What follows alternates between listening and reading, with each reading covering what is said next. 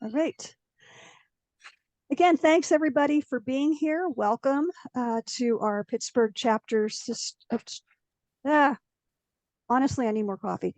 To the Pittsburgh chapter of Sisters in Crime monthly presentation. Today, and don't you know that whenever I had, okay, there we go. I was going to say I had Bill's bio all ready to go, and then I lost it. I have it here now. We are honored to have Bill Gormley as our speaker today. He is the author of Too Many Bridges, a police procedural set in Pittsburgh, to be published by Level Best Books in July of 2024, which is coming up quickly. Until recently, he was a university professor of public policy at Georgetown University. His former students include a big city mayor, a poet, the head of the Medicaid program, and the FBI's chief environmental officer. His many publications include Moralists, Pragmatists, and Rogues, Bureaucrats in Modern Mystery in the Public Administrative Review. Now, if I can get back. Didn't do quite all the testing I should have. Okay, I'm back. And I am going to go off of video. If you have questions, please put them in the question and answer. And if anybody, Bill, if you have any questions, I'm still here. I'm just going off video. So everybody, please welcome Bill Gormley. Thank you, Annette. And thank you to all of you for joining us this afternoon. It's a pleasure to be here virtually. As it turns out, I was just in Pittsburgh a few days ago, so that's fitting as a member of the Pittsburgh chapter of Sisters in Crime. So we're going to talk today about the ethics of fictional detectives, and that means a lot of these are fictional detectives will be police officers, but not all of them. We will also talk about some private eyes or amateur detectives, and we might talk about some other street-level bureaucrats, as they're sometimes called. Let me begin with an example from an author whose work I've always enjoyed, Lawrence Block, and a book that's a marvelous read, A Walk Among the Tombstones, a book that features the intrepid private eye, Matthew Scudder. This is a very interesting book for lots of reasons, but one of them is because it highlights some really interesting, difficult ethical dilemmas. So for those of you who haven't read the book, it starts with a request from a wealthy drug trafficker to PI Matthew Scudder to take on a case. The wife of the wealthy drug trafficker has been kidnapped and brutally murdered. And the drug trafficker offers Scudder a handsome fee to track down the killers. So the question is, should Scudder accept this assignment or turn it down? His initial inclination is to turn it down. He just doesn't feel totally comfortable about it. But after a while, reluctantly, he does agree to take on the case, partly because he feels the pain of the drug trafficker who was, despite his occupation and his activities, clearly devoted to his dead wife. So he does decide to work for a known criminal, and he's a very talented investigator, and he is able to identify the murderer. This is when it gets very interesting. He knows the identity of the murderer, but should he inform his client? Especially because he strongly suspects that retribution will occur. So knowing that or suspecting that, should he reveal this to the police? What should he do about it?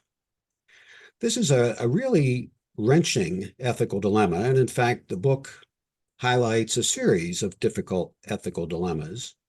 And from my vantage point, that makes this book ever so much more interesting than your average run-of-the-mill murder mystery.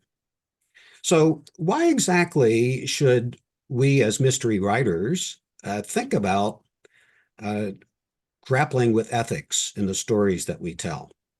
First, I would say that ethics and ethical dilemmas can provide a window to the soul. If you really want to understand your main character well, then why not present him or her with a really vexing ethical dilemma? Uh, Ethical dilemmas can also make for very riveting reading. So I think many readers will appreciate being able to ruminate about these kinds of issues. Also, I would say that even if you, as the writer, ignore ethics, your characters will still be making either explicit or implicit ethical choices along the way. So why not confront them head on?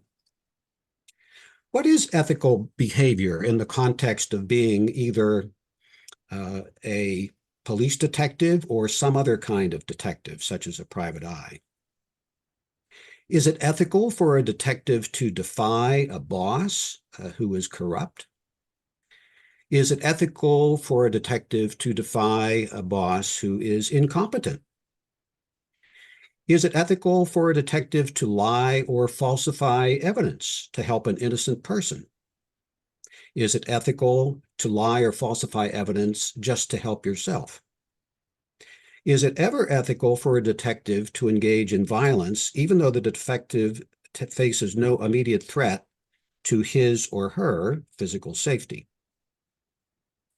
As I've thought about these and other similar questions, it seems to me that there are basically three types of detectives: moralists, pragmatists, and rogues. So what are the hallmarks or characteristics of each of these ideal types? And I use that phrase ideal type to convey an important point, which is that many characters will not fit snugly into these three categories, just as many real people in real life will not fit snugly into one of these categories.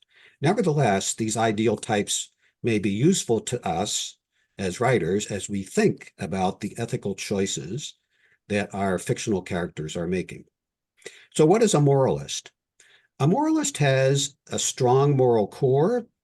A moralist does not lie, does not cheat, does not cut corners, does not engage in gratuitous violence. At the other end of the spectrum, what is a rogue? A rogue will do anything or almost anything to catch a criminal, including tampering with evidence, falsifying evidence, engaging in violence. In between are the pragmatists. Pragmatists engage in deception and defy or circumvent orders from time to time, depending on the circumstances. So sometimes they do and sometimes they don't. There's a wide range of behaviors that pragmatists might engage in. So that covers a lot of territory. The polar opposites, however, are very easy to understand, and the pragmatists fall somewhere in between.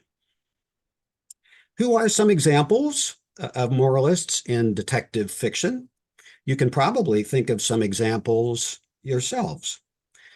Here are just a few that I'm going to talk about a little bit. Lieutenant Joe Leaphorn from the Hillerman books, Adam Dalgleish from P.D. James's books, Chief Inspector Armand Gamache from Louise Penny's books, and Detective Inspector Matthew Venn from Anne Cleeve's books. Let's begin with Joe Leaphorn.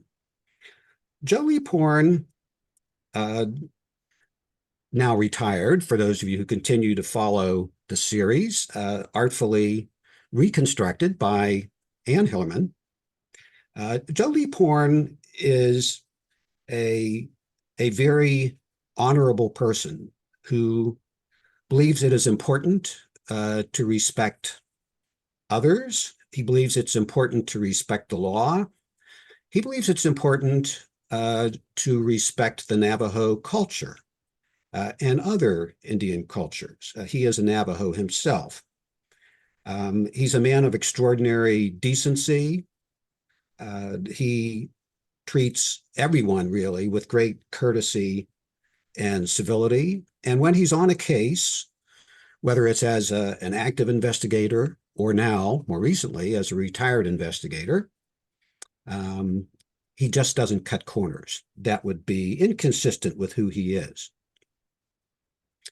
How about Adam Dalgleish, as depicted by P.D. James, the intrepid inspector and eventually commander at Scotland Yard? Dalgleish is the consummate professional. He knows his duty and does it unflinchingly, without fear or favor.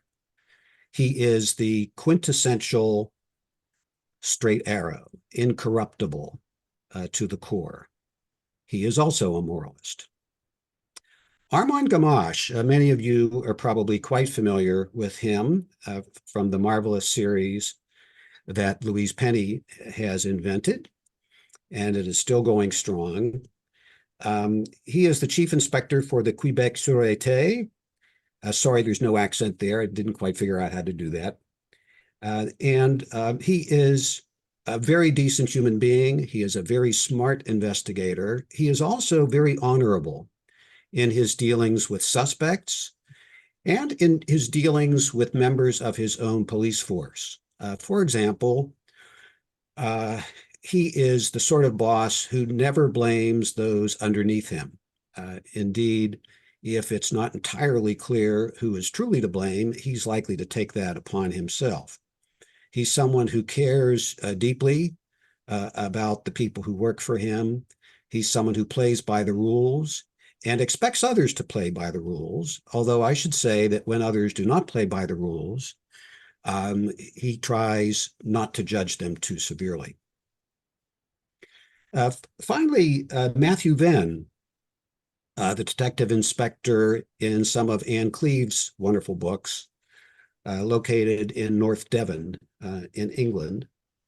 Matthew Venn is very high-minded. He is very scrupulous. He sometimes sees conflicts of interest where others don't see them. For example, I recently read a book by Anne Cleeves in which a murder has taken place that involves a nonprofit facility called the Woodyard, where Matthew's partner, Jonathan, happens to be the director. It's a facility for disabled persons. The murder victim actually was a volunteer at this nonprofit organization that Matthew's partner runs. And one of the suspects is a current employee who happens to be a friend of Matthew's, and a friend of Jonathan's, I should say. Matthew sees this as a conflict of interest.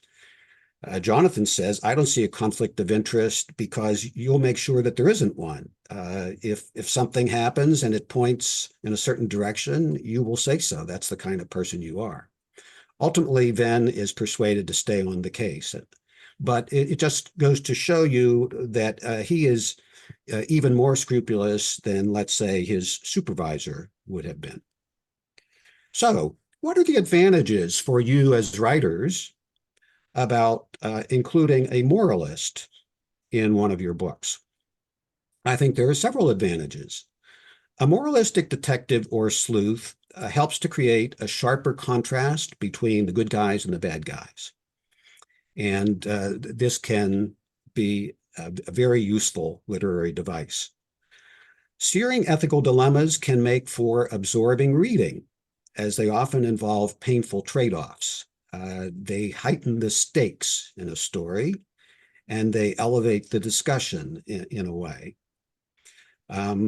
Finally, I would just say that a main character with a strong ethical core is easy to root for, and that is probably a good thing.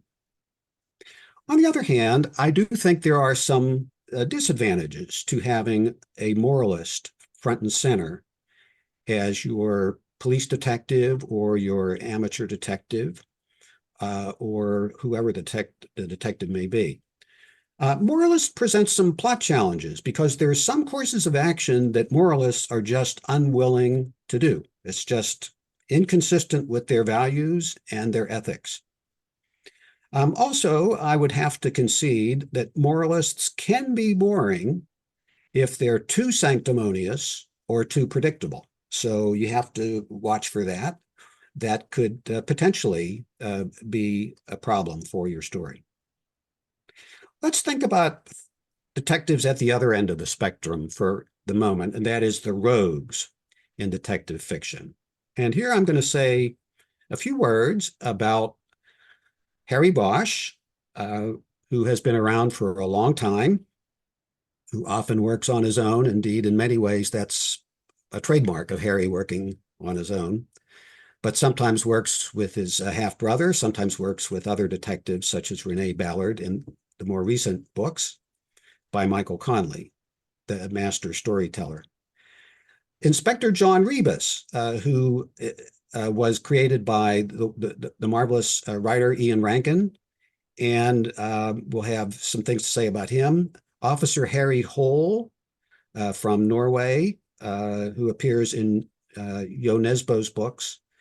And finally, Detective Dave Robichaux in James Lee Burke's marvelous books that he's been writing for so many years. Let's begin with Harry Bosch, who is probably familiar to many of you. Harry is the sort of person who goes his own way and has his own way of doing things. And that's been true since the very beginning of this series. Harry does not play by the rules, and he's been chastised for not playing by the rules. He is more committed to solving crimes than to being a team player, and he is more committed to securing justice than he is to receiving accolades from the chief of police at the Los Angeles Police Department. In many ways, a very likable character, Harry, nevertheless, will sometimes go pretty far in the direction of vigilante justice. He will sometimes take the law in his own hands, and he will sometimes engage in violence, even though he's a sworn officer of the law. What about John Rebus? Rebus is a very interesting character and a pillar of Lothian and Borders Police in Edinburgh. I don't know if I pronounced that as well as I could have, but I tried to sort of, tease out the GH as best I could. So Rebus is a very engaging character and an honorable man, but he also has frequent dealings with the underworld, and will have lots of conversations with them, and will sometimes work in concert with them in order to catch a suspect, even though their methods are highly suspect. So a lot of Rebus's ethical weaknesses have to do with the people he associates with. Let's think for a moment about Harry Hole, who is featured in the Jo Nesbø books and who is sometimes working for the Oslo police force, but usually he's been booted off the, the Oslo police force for various acts that were clearly inappropriate.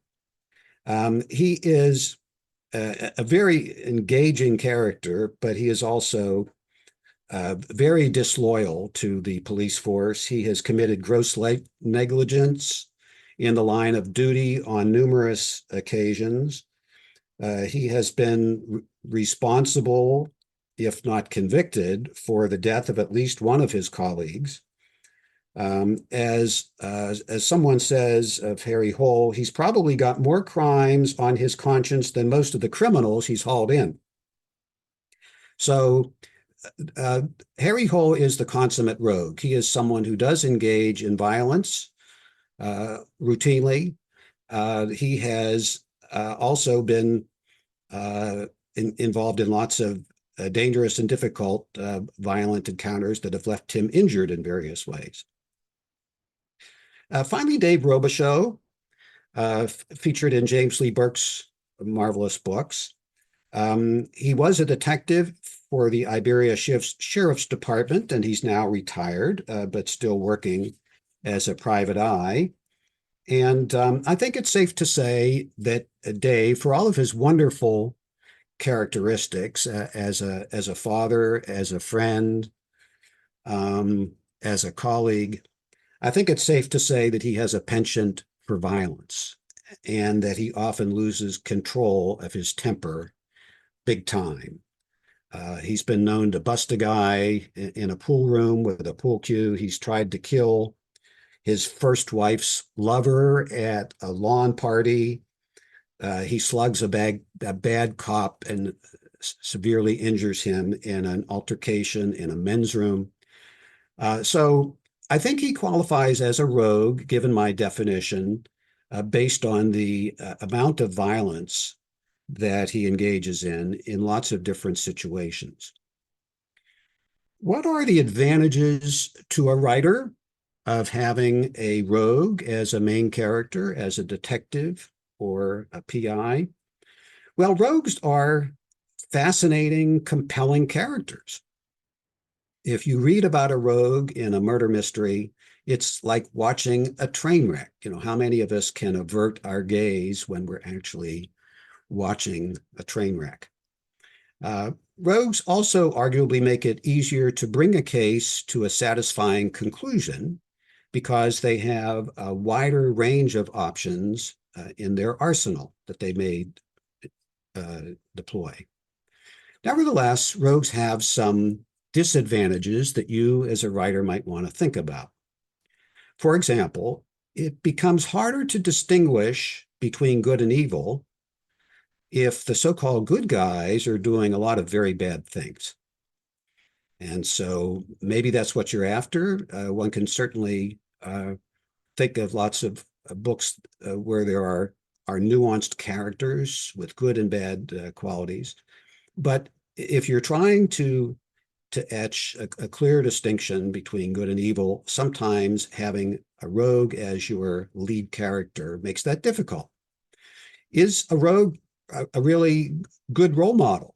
Do you want to be promoting that kind of behavior? Are you promoting that behavior if you're just describing it as a writer? Can readers truly admire a rogue?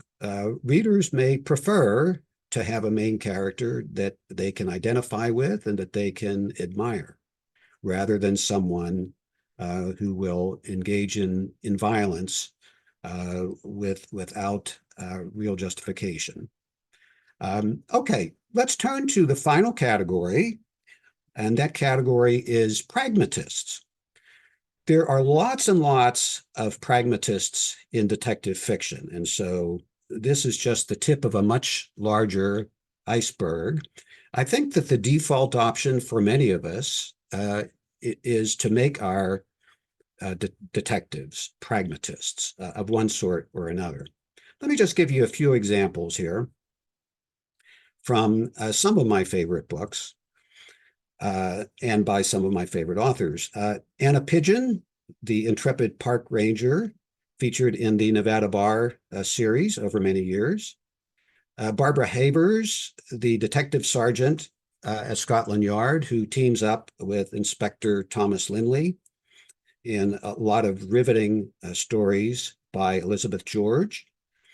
Easy Rawlins, the private investigator who has been featured in Walter Mosley's marvelous books based in Los Angeles. And more recently, Elizabeth Best, or Elizabeth, a former MI5 agent who is featured in Richard Osman's marvelous books that highlight the Thursday Murder Club in England. Let's begin with Anna Pigeon. Anna has actually worked as a park ranger in lots of different locales. Most recently, I think she's been located in Mississippi in Natchez Trace. And I think it's safe to say that Anna is very feisty and very spunky very determined, very dogged. What that means in practice is that she is willing to cut corners. She is willing to defy orders. She is willing to break the rules if she thinks it will get her to the bottom of a case. Barbara Havers. Barbara Havers breaks rules all the time and then has to have conversations with Inspector Lindley, her nominal boss, who usually defends her and likes her enormously and admires her enormously. But he has a very different style. And so Havers is the sort of person who will misrepresent herself. She is the sort of person who will defy a direct order, who will make a promise and not keep it, all in pursuit of justice, mind you, but nevertheless, that makes her a pragmatist. I haven't called her a rogue. I don't think she's a rogue at all. She's not the sort of person to engage in violence, and I think that she pretty consistently will cut corners in order to promote the resolution of the case. Easy Rawlins is an interesting example, not just because he's a private investigator, but because Easy has his own set of values, and left to his own devices, he would probably behave in a very moralistic way. He's certainly a thoughtful, honorable person. On the other hand, he has a very good friend from his childhood by the name of Mouse. And one of the things that we know about Mouse is that Mouse has very few scruples. We know that Mouse will kill a person without much provocation. In fact, from time to time, Easy wonders if Mouse would even kill him. So Easy Rawlins is, I think, a pragmatist in the way he approaches a case. On the other hand, he is friends with a rogue, good friends with a rogue, and that rogue sometimes becomes involved in a case, which raises some interesting questions. Finally, we turn to Elizabeth Best and her friends from the Thursday Murder Club. These are some very sweet and likable characters, and very honorable, I think, for the most part. But they do sometimes engage in outright deception and misrepresentation. They have been known to cover up crimes, which I think makes them pragmatists. It certainly makes Elizabeth a pragmatist. I don't necessarily want to characterize each of the other members of the club, but I think of her as a pragmatist.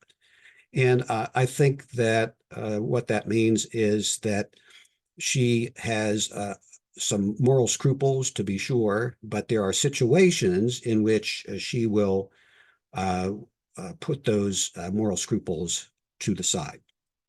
Okay, what are the advantages of pragmatists from a storyteller's point of view? Well, most of us are pragmatists in our daily lives, I would argue, and so that adds an element of realism to the story. Pragmatists can adapt to plot twists and facilitate an author's plot twists more easily than moralists. So they're more flexible, and therefore, in a way, they give you, as the writer, more flexibility when they are front and center. Pragmatists often have genuine moral values that they care about, even if they are more flexible in interpreting them than moralists. So I think what this means, in effect, is that pragmatists are not necessarily amoral. It's just that they choose to be moral in some situations, maybe most situations, but in others, they make a very different kind of choice. What are the disadvantages of having pragmatists as your main character, as your detective? Well, pragmatists may make decisions that strike the reader as plot-driven rather than character-driven. I don't mean your average reader, I mean your discerning reader may notice that that's what you're up to. So if you want to please your discerning readers as well as your average reader, maybe that's something you'd think about. Also, frankly, pragmatists are arguably weaker, blander, fuzzier characters than either moralists or rogues. So that's something you can think about. Now, there are other ways to make them less weak and less bland and less fuzzy. But it's a potential problem when your lead character is a pragmatist. There is less clarity to their moral identity than is the case with some of the other types. Okay, so what are the implications of all of this for mystery writers? Something for us to think about as we're crafting our own stories. Let me say, as we move into this area, that when you make a choice for your character, let's say you settle on, for the sake of argument, a pragmatist. The choice you're making there is, I would submit, roughly equivalent to the choice that an artist or a painter makes when choosing the color green. It's a choice to be sure, but you have all of these other options. And so you make the initial choice, but then you have a whole host of other colors that are part of your palette. And so in thinking about the ethics of your characters, sure, you make an initial choice, but there's still lots of other choices that you have to make. And that's where a lot of the payoff for character development may actually lie, rather than necessarily in that original choice, fateful though it may be. So let me try to zero in on the pragmatist category a little bit, but not for too long, just to emphasize that this category probably has some subcategories to it if we were to think more about it. So in many ways, the ethical philosophy that pragmatists are demonstrating or displaying in their behavior and in their thoughts as transmitted from you, the writer, to the reader, is utilitarianism. Utilitarianism is a very old, well-established moral philosophy that dates back to Jeremy Bentham and John Stuart Mill in England. It also, incidentally, is the underpinning for contemporary economics. The whole idea is that you are to promote the greatest good for the greatest number, and that is a moral or ethical choice. That's the essence of utilitarianism. Well, there are two different types of utilitarians. There are the act utilitarians, and there are the rule utilitarians. An act utilitarian is someone who evaluates the merits of an individual action based on whether the act promotes the greatest good for the greatest number, the act. A rule utilitarian chooses rules that generally promote the greatest good for the greatest number and stick with them. So it's the rule. In other words, you can think of pragmatists as being act utilitarian, which means they're very, very flexible in their ethical code, or a rule utilitarian, which means that they try to choose certain rules that they think will generally promote the greatest good for the greatest number. And once they've chosen the rule, they try to stick with that choice. So notice that these are different conceptions of morality, even within this group of pragmatists. And so another way to put it, if you're thinking about a spectrum ranging from rogues to moralists, another way to put it is that rule utilitarians tilt more towards the moralistic side of that spectrum, whereas act utilitarians tilt a little bit more towards the rogue end of the spectrum. Okay, so far I've suggested that There are moralists, pragmatists, and rogues, and that basically we should think of our characters this way, and that there are some analytic payoffs and some literary payoffs if we choose to do so. But I'm going to let you in on a secret, which is that even though I think it's possible to classify fictional detectives pretty convincingly most of the time, there are plenty of cases or situations where I find it rather difficult to classify someone. So I'm going to give you a few examples just to muddy up the waters a little bit.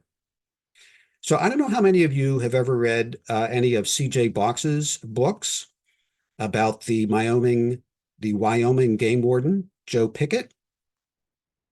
If you have, you probably think of Joe as being a kind of Dudley Do-Right character. He has a lot of scruples. He is well known in state government for being a stickler for the rules. Some people praise him for that. Others denigrate him for that. He believes in behaving according to the letter of the law and the spirit of the law. He believes in following the rules. He believes in behaving morally and appropriately. Okay, so pretty easy call in some ways that he would be a moralist. On the other hand, his best friend is Nate Romanowski, ex-Special Forces, an avid falconer, and someone who is very capable of violence, someone who does not share Joe Pickett's ethical code, someone who has committed murder, someone who will engage in violence to protect a friend.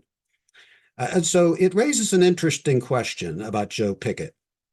If you think about Joe himself, then he would seem to be a moralist.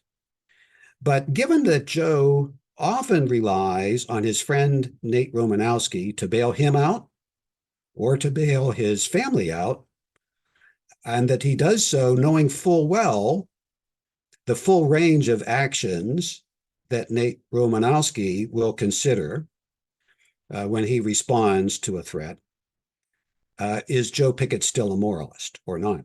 So it muddies up the waters a little bit. I don't know how many of you have read Lee Goldberg's fairly recent series featuring Eve Ronan, one of the youngest members of the Los Angeles County Sheriff's Office Detective Squad. She's a marvelous character, and it's a fun series. As I've read a couple of his books, it strikes me that Eve is very much a pragmatist. For example, in one of the books, she and her partner, a guy by the name of Duncan, who's almost out of the force, he's anticipating retirement just as she's beginning her career. So it makes for a good pairing. So they have a little discussion over whether or not they need to notify the LAPD of an incident that has occurred in the county and when they need to notify them. And in thinking about that particular issue, Eve Ronan is very much a pragmatist. She says, well, you know, we could call them now, or we could wait a day or two until we make more progress in the case. We have some leads to pursue. Wouldn't it be best not to expand the scope of conflict? Wouldn't it be best to have a little more freedom and flexibility, whatever the exact rules may say about information sharing across police forces? So my provisional judgment would be that Eve Ronan is a pragmatist. On the other hand, what becomes clear in a couple of Goldberg's books is that there is corruption in the Los Angeles County Sheriff's Department, and that it is not just isolated corruption, a bad apple here or there, but it is an epidemic. There are a lot of officers, regrettably, who are corrupt, who are taking bribes, who are engaged in highly inappropriate behavior. And as is the case, oftentimes, a lot of other officers look the other way and their superiors look the other way because they realize that heads will roll if there's a major corruption scandal. Well, when push comes to shove, Eve does not look the other way. On the contrary, she decides to be the consummate whistleblower, despite many warnings that she is about to torpedo her career and may be placing herself in harm's way if she does so. So what I'm saying here is that when the chips are really down, Eve comes across as being a moralist rather than a pragmatist. When she really has a tough, difficult decision to make, she behaves as a moralist would rather than as a pragmatist would. So it raises the question, is Eve really the pragmatist that she seems to be when handling some of the daily routines of the Los Angeles Sheriff's Office? Finally, we come to a wonderful character that I've just learned about thanks to my friend and colleague Anjali Babar, who's written a marvelous book called Finders, Justice, Faith, and Identity in Irish Crime Fiction, which includes a lot of the very best contemporary Irish mystery writers, some of whom you're familiar with, some of whom I was familiar with, but I was not familiar with Adrian McKinty's books, and I'm so delighted to have been pointed to his books because all of these books by Adrian McKinty are just chock full of ethical dilemmas.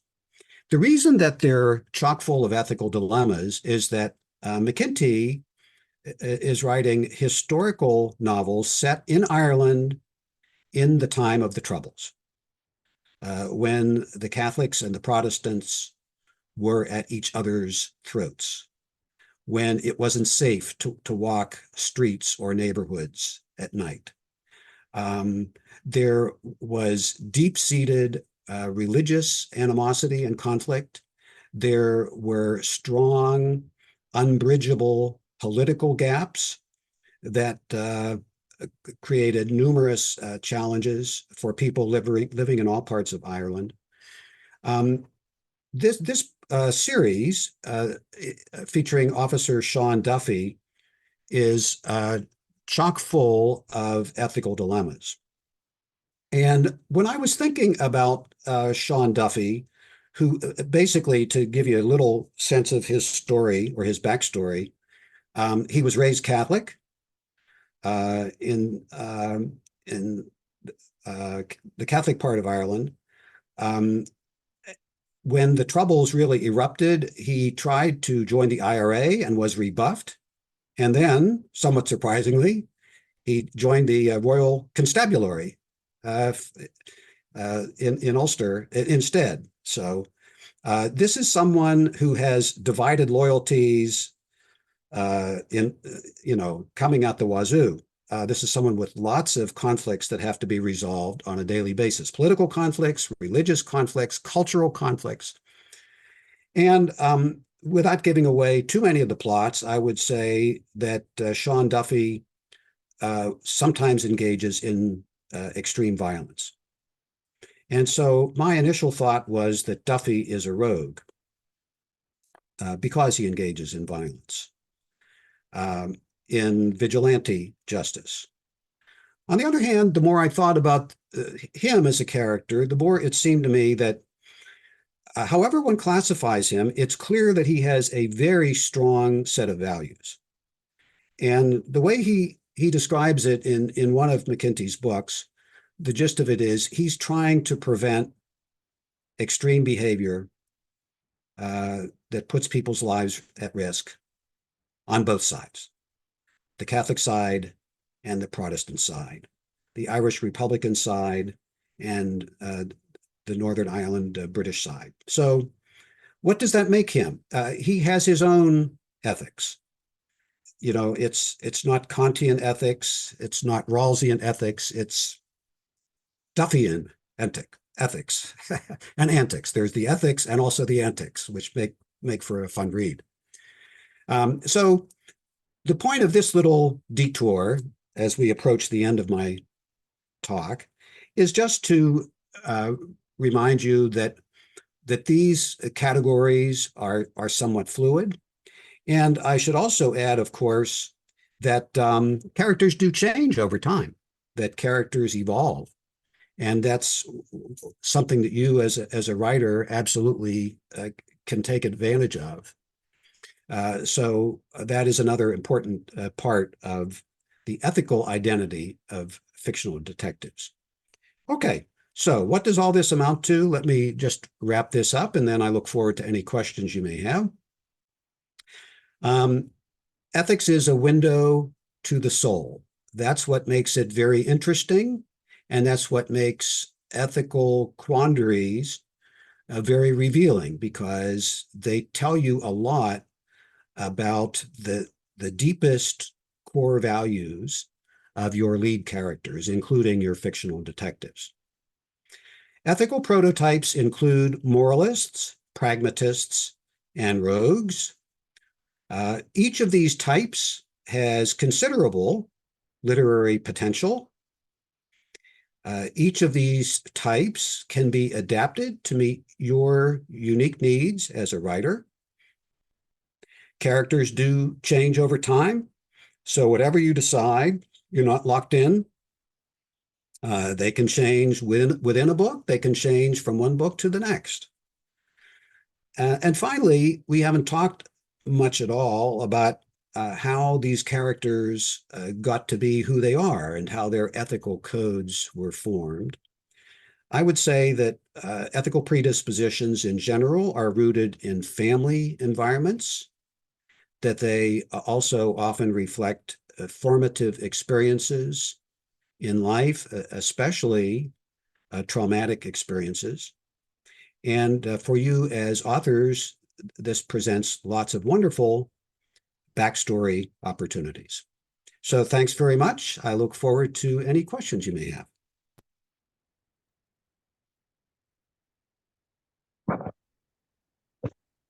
That was great. My head is spinning. Trying to get there. I am. Okay. Well, the only thing in the question box right now is is a statement. Martha Reed said that the same thing with Easy Rollins and Mouse. Yes, Yeah. I agree with that. Yeah, I think that's a good point that Martha is making. That Joe Pickett, who has a Nate Romanowski in his life, is analogous to Easy Rollins, who has a mouse in his life.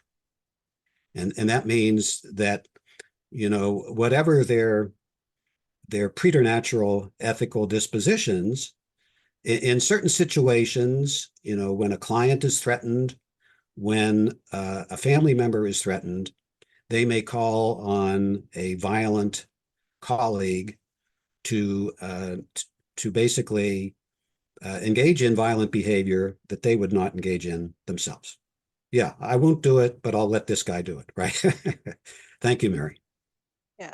Okay, we have a question from Jennifer Dayton. If a character is obsessive compulsive, will readers follow a PI who is a pragmatist or prefer a more stable personality? Wow. Okay. Are you thinking of a particular character, or just is this an abstract question? Theoretical?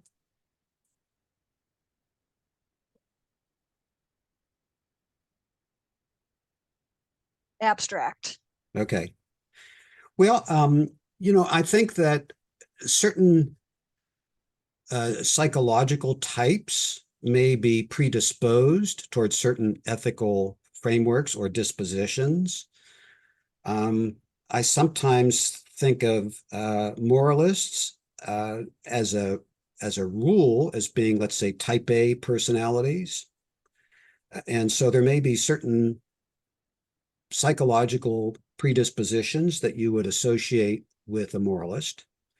But I do think that you have a lot of flexibility as an author when you choose a combination of moral values and psychological traits. You don't have infinite flexibility, though. Let's say that one of your character's traits is profound shyness. I'm not inclined to believe that that person would engage in a fist fight, for example. So you have to make sure that the deeper psychological traits and that the moral values, to the extent that you know them or that your readers are allowed to know them, are roughly consistent. Thank you. Candace Banks asks, where would you put Henning Mankel's Kurt Wallander? Wallander, yeah, okay. That's a good question. Let me think about that. Off the top of my, I love those books, and there's a lot of wonderful Scandinavian books that are terrific reads. I think of Wallander as being pretty darn moralistic. You know, he certainly does not try to protect himself or advance his own career. You know, it's all about the job for him. And so I think he probably comes pretty close to being moralistic. He's devoted to his craft as a detective. He takes on the pain of the victims. That's something that you notice in the series, that when he has a really gruesome or challenging or persistent case, it weighs him down and he loses sleep over it. He's a very empathetic person, and I think probably a moralist. So he wasn't one of the four that I chose to highlight, but the more I think about it, I would probably classify Wallander as being moralistic. Thanks for that question. Yeah. Anybody else have any? Oh, here's one. Okay. Melissa Close. So much great information and insight. Thank you. It brings a question to mind about a character I'm working on. He is an FBI agent who is basically a moralist, but has a traumatic event occur that causes him to abandon his ethics to gain a personal goal. I'd like to land him as a pragmatist after all that occurs, but is that something readers would accept? And how hard am I making my job? Well, yeah, that's Never make it easy, Melissa. yeah, that's a tough call. I guess you know, an FBI agent could easily be a moralist, all other things being equal. Although they're often portrayed in detective fiction, I think, as being, let's say, overly bureaucratic. You know, more moralistic about the rules than about the pursuit of justice, and not particularly good partners with local police forces. But that's, you know, in the realm of fiction. I'm told that that's not necessarily the case in real life. Okay, so what happens when a moralist experiences a personal trauma? I think in the Irish books that Anjali Babar talks about in her book, what often happens is that they become rogues. And, you know, uh, if someone's wife and child are murdered, then you can easily imagine that a moralist would become a rogue. So one possibility, as I think about your situation, Melissa, as you've described it, one possibility is that your moralistic FBI agent would at least actively consider taking matters into his or her own hands. That, not necessarily that the agent would engage in violence, but that the agent would actively consider violence because the agent is feeling so injured, aggrieved, and distressed. And so potentially the FBI agent would stop at the water's edge, would come close to committing a violent act, but would ultimately decide not to do it, in which case you could think of that agent as the pragmatist, which I think is what you're saying you'd like to do if you can do it. Yes, thank you. Thanks, Melissa. Anybody else?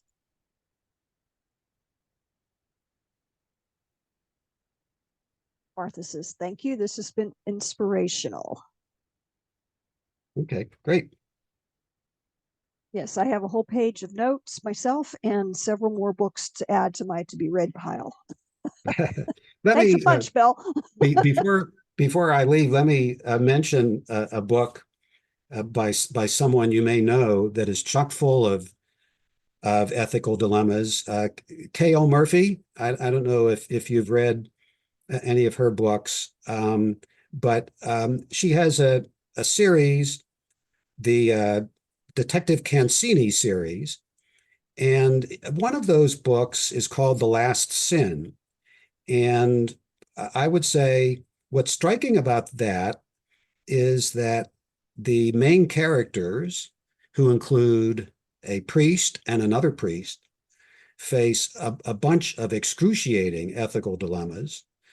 Uh, the villain, or one of the villains, actually winds up facing some ethical dilemmas. And Detective Cancini, who was raised as a Roman Catholic, also faces some ethical dilemmas. So if you're looking for uh, a crisp, sharply written, contemporary detective book that features lots and lots of really interesting ethical dilemmas, K.L. Murphy's The Last Sin would be an excellent choice. There you have it. Okay. Let me see. Oh, I was going to say there was another question, but that was just one I hadn't cleared out. That's Martha's. Thank you. All right. Anybody else? Any questions? No. Okay. Well, again, a reminder that our next month's program will be with Bruce Robert Coffin, and that's going to be March 2nd. It's a Saturday at 1 o'clock on Zoom. I'll be putting together the, the information on that here shortly, but save the date. Bill, thank you so much for being here. This was a wonderful presentation. And Thank you, Annette, and thanks to everyone for coming. It was fun. learning